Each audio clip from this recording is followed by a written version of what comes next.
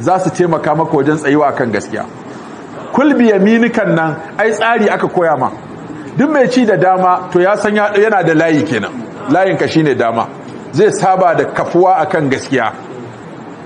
Kulmi ma yalika yana hana mutum hadama, yana hana mutum son zuciya da shiga haƙƙin wani, saboda yalika annabi ya ce ka ci gabanka.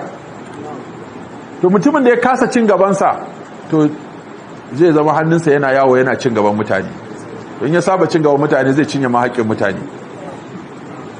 Wasammillaha, kaga a tuwo ma ka ce bismillah, a shan ruwa ma ka ce bismillah, dan wake ma zaka ci ka ce bismillah, to yaya zaka cire bismillah a rayuwarka gaba daya? Idan bismillah ta shiga rayuwarka, idan bismillah ta zauna a kasuwancinka, a sana'arka, a iliminka, a rayuwarka, bismillah ta zauna, ka saba da bismillah a bakinka,